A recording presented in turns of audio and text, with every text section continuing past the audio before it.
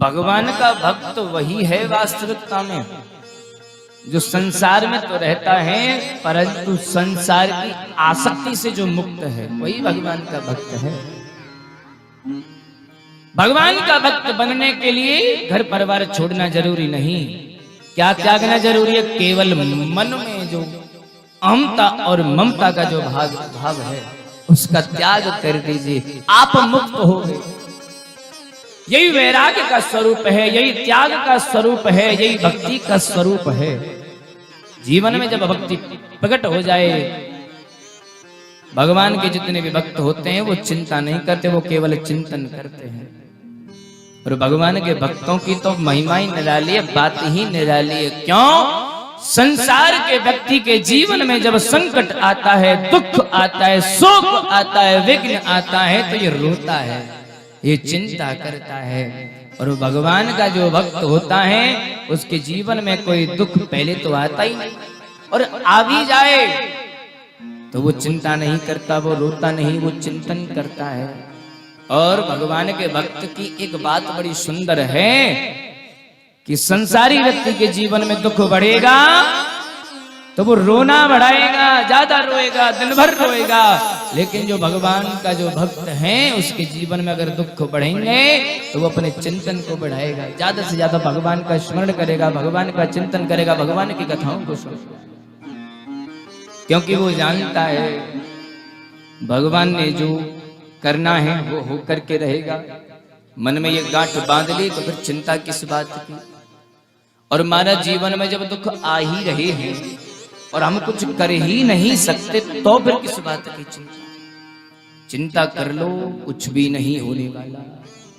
अगर तुम्हारे हाथ में कुछ है, तुम कुछ बदल सकते हो तो फिर चिंता क्यों कर रहे हो? बदलो ना, फिर चिंता क्यों करते हो? जब सब कुछ हमारे हाथ में है, हम ही सब कुछ करने वाले हैं, तो फिर चिंता किस बात की? और फिर विचार करें कि सब कुछ ठाकुर जी करते तो किस बात की चिंता, किस बात की चिंता?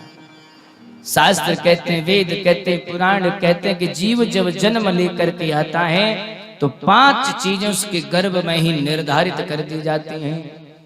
आयु कर्मं च वेतम च विद्या निधनमेव च पंचैतान्यपि सृज्यन्ते गर्भस्थस्यैव देहिना। 5 चीजें जीव जब माँ के गर्भ में होता है, मातृ गर्भ में होता है, 5 चीजें ब्रह्मा जी निर्धारित कर देते हैं। आयु, ये कितने दिन जिएगा, किस प्रकार जिएगा, सब कुछ वो पहले से निर्धारित कर देते हैं। आयु, कर्म, कैसा कर्म तू करेगा, कर्म का फल जो तू क्या भोगेगा, पहले जो कर्म करके है उसका तू फल अब भोगेगा, और अब की बार जो कर्म करेगा उसका फल क्या भोगेगा, ये सब कुछ निर्धारित है, विधिवत है, निर्धारित है। कर्मं च वित्तं च धन संपत्ति, तुम कितना धन कमाओगे, कितना तुम सत्कर्म में लगाओगे, कितना तुम यज्ञ अनुष्ठानों में लगाओगे, कितना तुम अपने ऊपर लगाओगे, कितना तुम झगड़ों में लगाओगे, कितना तुम रोग बीमारियों में लगाओगे, कितना तुम व्यर्थ के कामों में उड़ाओगे, कितने बड़े अमीर बन जाओगे। आयु कर्मं च वित्तं च, ये ब्रह्मा जी के द्वारा है सब कुछ। विद्या, कितने ज्ञानी बनोगे, कितने मूर्ख बनोगे, ये भी ब्रह्मा जी लिख देते हैं। हाँ, ब्रह्मा जी ने लिख दिया। निधनमेव च, कब मरोगे हैं? ये सोचते हैं कि महाराज न जाने कब मृत्यु आ जाए, ये कर लो, वो कर लो, हम नहीं मरने वाले, हम भगवान का भजन नहीं करेंगे। अरे तुम मरोगे क्यों नहीं, तुम्हारे तो वो भी मरेंगे। क्यों? क्योंकि ब्रह्मा जी ने लिख दिया तुम इतने समय में जाओगे तो जाओगे। सब कुछ ब्रह्मा जी ने निर्धारित कर दिया, तो संसार में फिर चिंता वाली बात रह कहां गई? खूब चिंता करो, चिंता करने से अगर कोई समाधान हो जाए तो चिंता करो, और चिंतन करने से कोई समाधान हो जाए तो चिंतन करो। सब कुछ ब्रह्मा जी के द्वारा लिख दिया जाता है, कौन कहां कैसे कब मरेगा। जगह और समय दोनों निश्चित रूप से निर्धारित होते हैं। एक बार एक छोटा सा प्रसंग है। एक बार क्या हो कि कबूतर कहूं एक वृक्ष पर बैठा हुआ था, कबूतर, छोटा सा कबूतर, संतों के द्वारा सुनिए। एक छोटा सा कबूतर एक वृक्ष पर बैठा हुआ था। अब हुआ क्या कि महाराज सामने से यमराज जी जा रहे थे, यमराज जा रहे थे। अब यमराज ने जैसे ही कबूतर को देखा तो हंस गए। अब महाराज कोई धर्मराज यमराज किसी को देखे और वो हंस जाए तो अब महाराज कहा, समझ गए, बोला कुछ ना कुछ गड़बड़ होने वाला है महाराज, किसको चैन पड़े। अब कबूतर बड़ा परेशान रहने लगा, कबूतर परेशान हुआ। अब उड़ते उड़ते से गरुड़ जी महाराज वहां आगमन हुआ तो कबूतर रुदन कर रहा है, रो रहा है। गरुड़ ने पूछा, क्यों रो रहे हो? बोले महाराज क्या बताएं, बस पूछो मत, किसी ने हमें देखा और वो हंस करके गया है। बोले तो क्या हुआ, हंस करके गया तो जाने दो। बोले महाराज ये तो पूछो था कौन? बोले कौन? बोले यमराज। बोले फिर तो बात रोने की ही है भैया। यमराज किसी को देख करके हंस जाए तो अच्छे की हंसी उड़ जाए, नींद उड़ जाए। हाँ, अब महाराज कबूतर रोने लगे।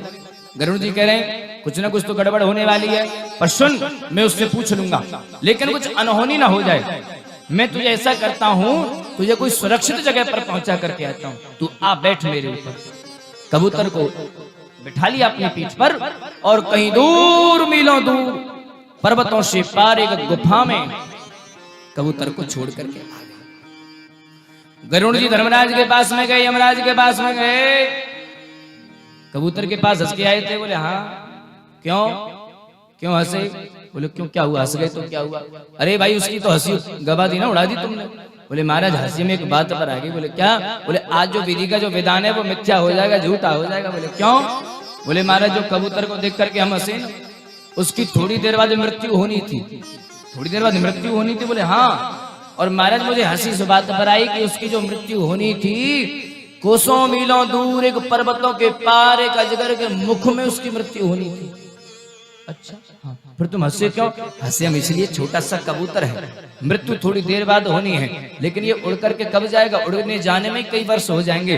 तो मुझे लगा कि महाराज जो ब्रह्मा जी की जो धारणा है, जो निर्धारित समय, वो सब झूठा हो जाएगा। अब गरुड़ ने अपना मत्था पकड़ लिया। बोले महाराज ब्रह्मा जी की बात कभी झूठी नहीं हो सकती। बोले क्यों? बोले जिसको तुम देख करके हंस रहे थे, बोले जाएगा कैसे? उसे अभी छोड़ करके आ जाऊंगी गुफा में, मैं ही छोड़ के आ जाऊं। यमराज कह रहा महाराज वो गुफा नहीं। बोले तो? बोले अजगर बैठा था मुंह फाड़ करके, तुम उसके मुंह में बिठाया है। अरे राम राम राम राम, हम सोच रहे तुम बच्चा आए हमारे ही द्वारा हो।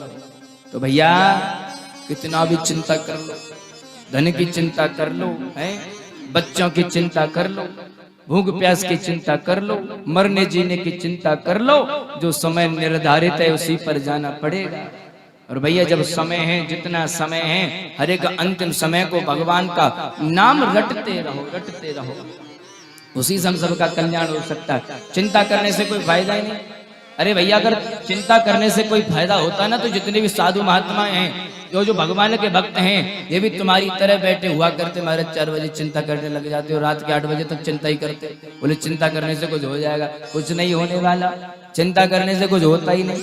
चिंता करते रहो, दुबले हो जाओगे, पतले हो जाओगे, सूख जाओगे, एक दिन चिंता करते करते चले जाओगे। चिंतन करोगे तो मुक्त हो जाओगे, और चिंता करोगे तो ऐसे ही चले जाओगे, फिर लौट करके आओगे, फिर चिंता करते रहना।